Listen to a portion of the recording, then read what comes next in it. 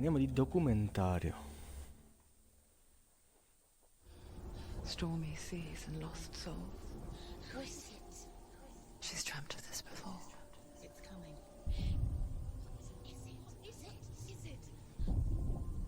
They say dreams are visions of our memories, Aspetta thoughts, che and abbasso il fears, volume del microfono. as seen by our inner eye.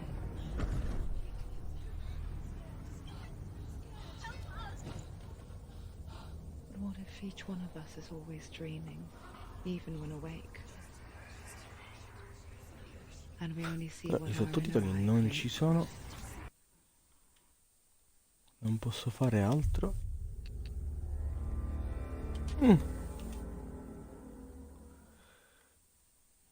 Niente. Come non detto. Stormy seas and Meno male che ho lost provato subito. souls. She's dreamt of this before. It's coming. Scusate. They say dreams are visions of our memories, thoughts, and fears, as seen by our inner eye.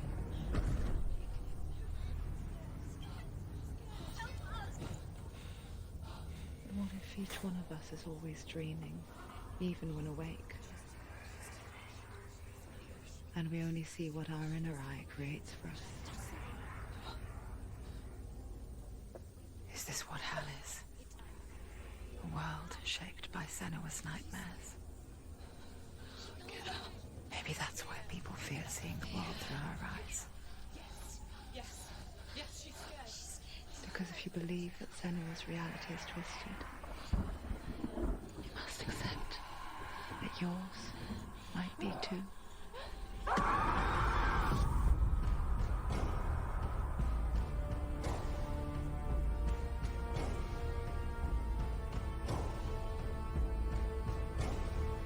Hellblade: Senua's Sacrifice is a video game about Senua, a Celtic warrior on a vision quest into Viking territory. But what sets our hero Senua apart is that she suffers from severe psychotic mental illness. He knows she's getting closer. He can feel her coming closer.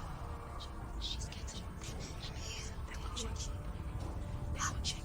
The original idea for Hellblade was to create a classic hero's journey, a journey of suffering, but one where the fantasy world is not another planet or alternate universe, but a world that is constructed in Senua's mind. But to do so would mean putting psychotic mental illness at the center of the experience, a subject that is still considered taboo, and a challenge that was both terrifying and exciting in equal measure. In Hellblade, the starting point was a newly discovered Celtic goddess called Senua in Ashwell, Hertfordshire. When first discovered, her name was thought to be Senua, a name which I liked and kept. I wondered if Senua might have been a Celtic warrior like Boudica who stood up to the Romans. While the Romans had conquered all of Europe, there was a group of Celts up in the furthest reaches of the Roman Empire that could not be conquered, the Picts. And so the Romans built a wall, called Hadrian's Wall, that spans across Britain from sea to sea to keep the Pictish barbarians at bay. The Picts were known for their war paint, painted on with woad, and their matted hair clumped with lime. And so Senua would be a barbarian Pict in this image. What's your name? Senua, I haven't seen you before. I don't live home much. Oh, Zeno's daughter. I have to go. Wait. Orkney is off the coast of Scotland and was inhabited by the Picts, steeped in history and mystery, and so I made Orkney Senua's home and set the stage for a crisis. In the late 8th century, the first Vikings landed on the Orkney Islands. The population of the Picts crashed thereafter, replaced by the Norsemen of the 9th century. Were they wiped out? We don't know for sure, but it would seem likely given the reputation of the Vikings. The Northmen's brutality is legendary. High-ranking leaders and chieftains of the tribes they conquered were often offered as sacrifice to their gods. The most brutal of these sacrifices was known as the Blood Eagle. I imagine Senua as a young female warrior who returns home from exile to find her partner, Dillian, brutally sacrificed to a Norse god by these hellish warriors from a faraway land. I imagine the horror of this moment and how it would have dragged her deep into mental torment.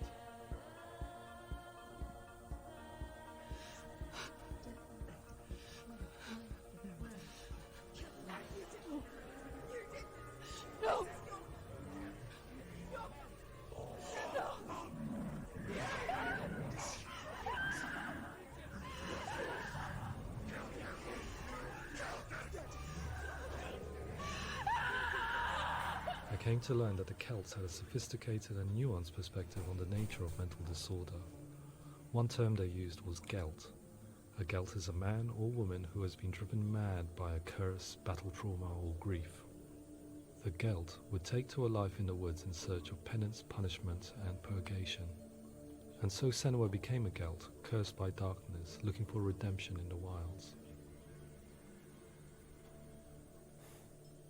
Another word the Celts used in reference to mental disorders was druth, meaning fool, or liar, one who utters the words of God. They tell of the mad sinner who flees battle into exile and takes on a beastly nature, growing feathers on his body. The character called Druth in Hellblade is based on a little-known person called Findan, an 8th century Irish Celt who was captured and enslaved by the Vikings, but eventually escaped to Orkney where he became a monk. I will tell you my stories of hell, if I may walk with you. Upon meeting Senua, it would be his stories that fuel her quest deep into their world of gods. The Northmen say the world will come to an end. The sun will grow black, the earth will sink into the sea, the stars will disappear, fire and water will meet, flames will play against the sky, the heavens and earth and all the world will be burned, all the gods will be dead, and the warriors of Valhalla and people everywhere. Senua, prepare yourself for Ragnarok, for it is nigh. So the stage was set for a new adventure, a journey into the Norse underworld called Hell, a vision quest fueled by madness and myth, a fantasy that was created by Senua's own mind, and one that we would experience through her eyes. This is your mission. This is your quest. There is nothing else left. To make a game about a warrior with psychotic mental illness as its central theme was fraught with danger. Mental illness, such as psychosis, is still taboo and rarely acknowledged in a century of cinema, never mind the new medium of games. Where it does feature, it often conflates psychosis and psychopathy associated with a lack of empathy. It is unfortunate that these two words sound so similar that they are used interchangeably in media. I must admit that I didn't have to look very far to discover my own ignorance of the subject. So we reached out to Paul Fletcher, psychiatrist and professor of health neuroscience at University of Cambridge. Psychosis is a descriptive term, and it refers to having a loss of contact with objective reality. So it's characterized by two main sets of symptoms. One of them is hallucinations, where somebody experiences perceptions when there is no actual objective thing out there to perceive. Who are you?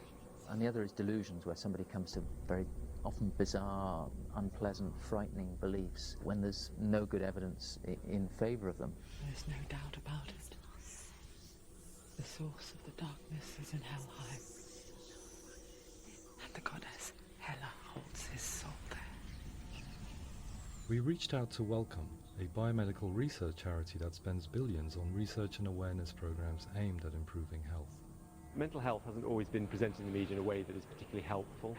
It can be challenging to engage people with the subject matter, and there are a lot of preconceived ideas about mental health, and particularly schizophrenia and psychosis. So we hope our support allows the team to continue to collaborate with Paul Fletcher and with those who have experience of psychosis to create a game that provides a fresh perspective on the condition and allows audiences to engage with it in a way that just wouldn't be possible in any other medium.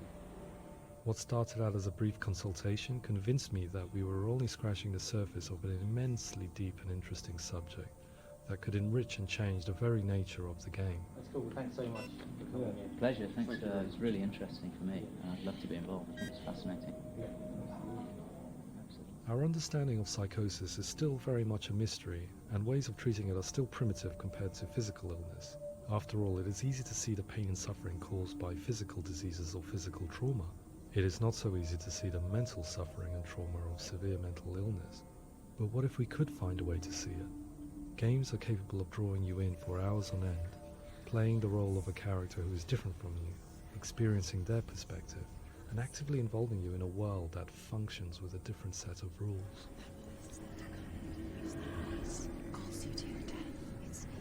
If we were to represent Senua's psychosis, we would have to simulate voice hearing, a common attribute.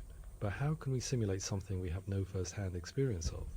Professor Charles Fernyhough, a leading expert in voice hearing from Durham University, offered his help. Hearing voices is an experience that is usually associated with severe mental illness, and crucially we know that hearing voices is a part of ordinary life for many people who don't meet the criteria for mental illness. Yeah. Oh, that's not him in real life. We know voices vary according to where they appear in space. Voices can appear far away in the distance, they can appear right there in your ear, they can seem to be coming from inside your head. Based on the information Professor Fernyhough provided, I put together a sound brief and invited some actors to the studio. We recorded the actors using a binaural microphone, which records the 3D spatial position of sound, replicating the way sound is heard by human ears. It gives you an incredible sense that the person you are listening to is right there beside you.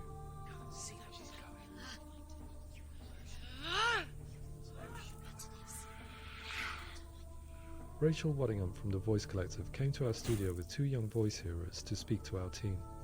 We talked at length about their experiences and they listened to our tests, giving us feedback on how we could improve on it.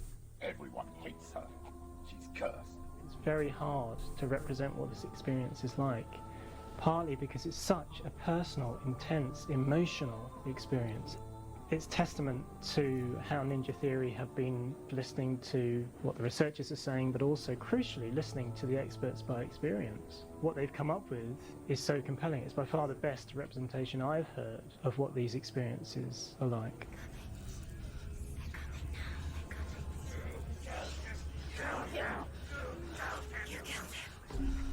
Other common attributes of psychosis are visions and flashbacks. We met with Recovery College East, who work with and care for people recovering from severe mental disorders. A group of service users gave us their first-hand account of what they experience. Sometimes when the vision or what we're seeing is too much, it becomes more difficult until eventually we perhaps don't see anything. The people we spoke to, the stories they told, were fascinating, harrowing and mind-boggling. The reality of what people experienced was vivid, far exceeding what I could possibly have imagined. We went away itching to represent some of these visions and flashbacks in the game. Hands will know my heart is so, love is so far away.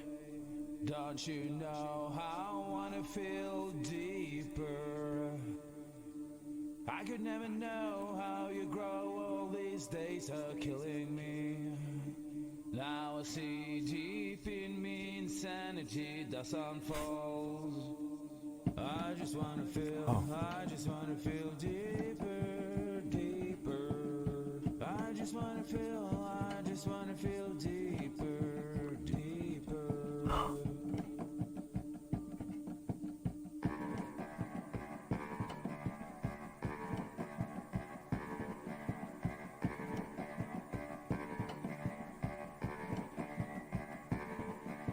Hands will know my heart is so, love is so far away. Don't you know how I wanna feel deeper? I could never know how you grow, all these days are killing me. Feel like this, read like this, I just wanna live, that's all. I just wanna feel deeper, deeper. I just wanna feel deeper, deeper.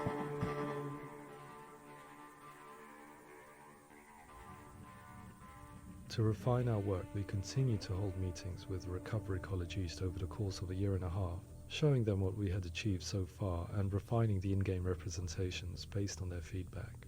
With their help, flashbacks, visions and changes in perception were woven into the story and gameplay of Senua. The students that are involved in this project are incredibly excited about being involved. They have described the experience as being important because it values their lived experience and shows that despite what we have been through, all of that experience becomes valid, that actually it's something that we should all be talking about. The experiences described range from beautiful to frightening beyond comprehension. I heard of a girl who has to live with an angry voice screaming at her, slamming on her doors and walls 24 hours a day. I met someone who would often see hanging corpses in a room, so real that she would sometimes try to rescue them. The panic and fear that comes with such visions is entirely understandable, and it can be a living horror for some. Worthless, weak, pathetic. Go on, feel sorry for yourself, because there is no one left to do that for you. I was urged by one fellow that we should not shy away from showing this horror, and so I was perpetually torn in making Hellblade. Had we gone too far with our representations, or not far enough? Broken and lost, just like your soul. Come on.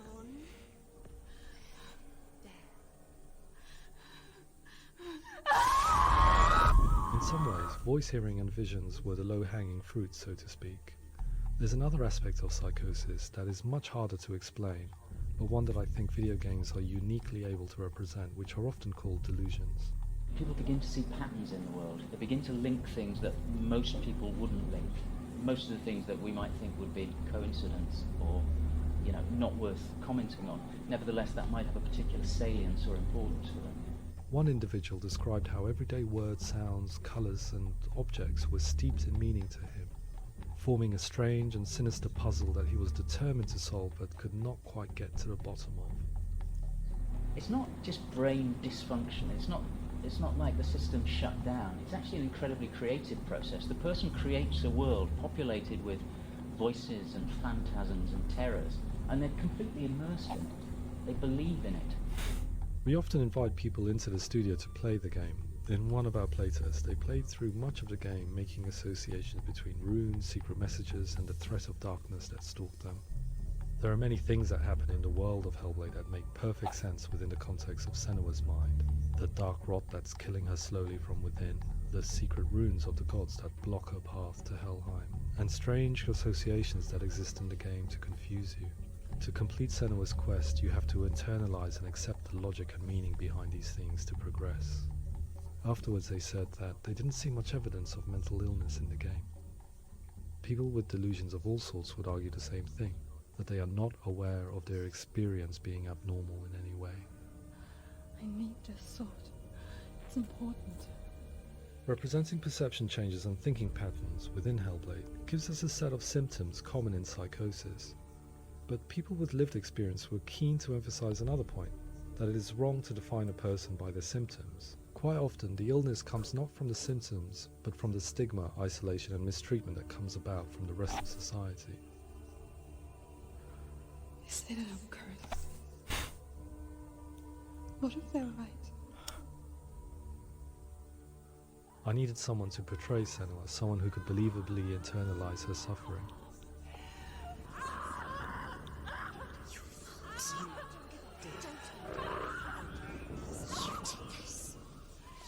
Melina Jurgens, our video editor, had been a stand-in for Senua over a few months while we perfected our motion capture techniques. Without realizing it, she had already auditioned for the role, and I knew her well enough to know that I didn't have to teach her to act, but to relive her own internal pain. As often is the case, those who have suffered mental anguish are never far from us.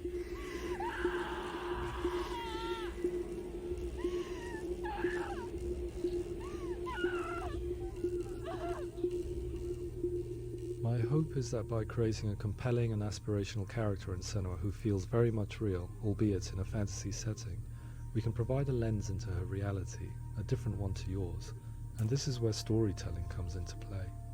I imagined her life based on common threads in real people's lives. She was always prone to psychosis as a child. Her mother Galina also heard voices and had visions, so perhaps there was a genetic aspect. Or perhaps it was cultural, as she lived within a world without science, of gods and a superstition, as exemplified by her druid father Zimbal.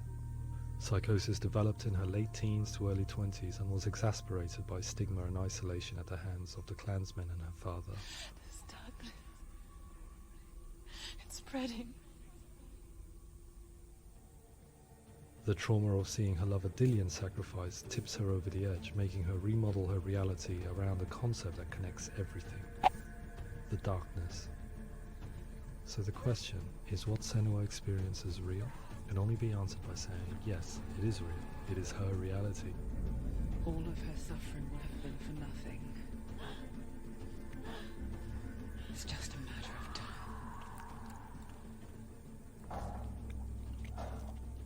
Towards the end of the project, service users and professionals that had collaborated with us were invited to see the near final game.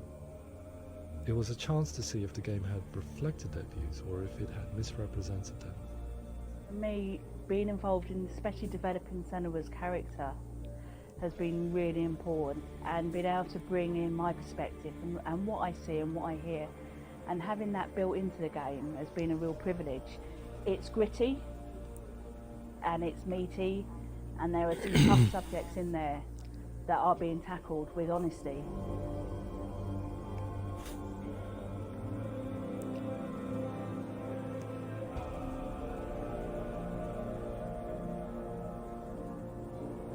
I was blown away by it today, absolutely blown away.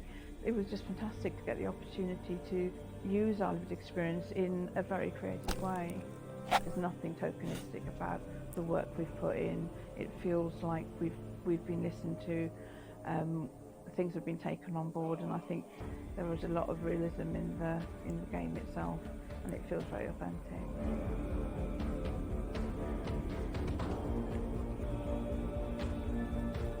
Hellblade will give people a good experience of what it's like to hear voices and have those experiences. I'm glad that the guys at Ninja Theory have asked us to come along and help them build an experience that's positive when it comes out, and get myself a copy and have a go.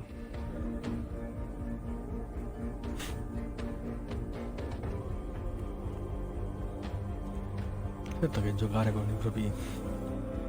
I think all the way through I was really inspired by how the conversations have translated into the game in a way that I think I didn't imagine was possible. So wonderful, really wonderful.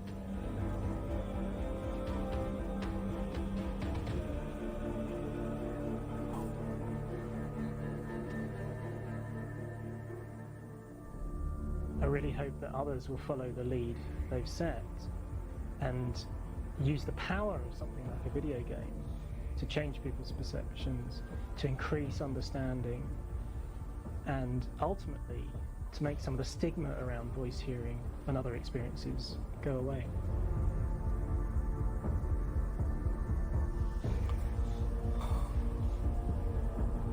For me, it was really exciting to see something that I explore scientifically being represented so beautifully in a character who's trying to penetrate the mysteries of the environment in which they've been placed, with all of this strange uncertainty and noise and conflicting information that they're getting.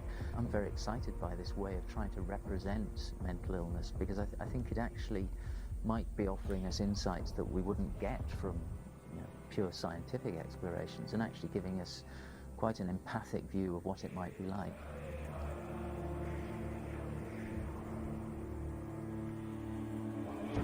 Mental illness has been with us for as long as we have been on this planet, but why? Why hasn't evolution stamped out this weakness from within our gene pool? I often pondered this question until I realized that the question had an inbuilt flaw. It assumes that being and thinking differently is a weakness. The only reason we have computers, spacecraft, medicine, poetry, art, and yes, even video games is because individuals are able to simulate new abstract realities in their minds and share them with the rest of us. We need people to be willing to see differently in order for us to progress and survive as society. And we need to be open to these new ways of seeing. And it is this spirit that motivated me to create Senua's story and share it with you.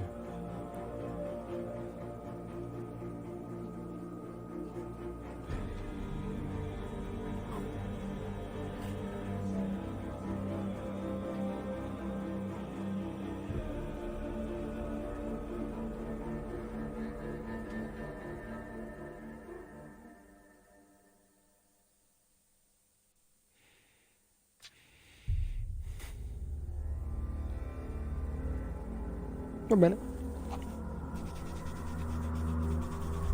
È anche bello sapere ogni tanto a cosa c'è dietro la creazione di un videogioco. Con questo penso che concluderemo il nostro gameplay. Alla prossima.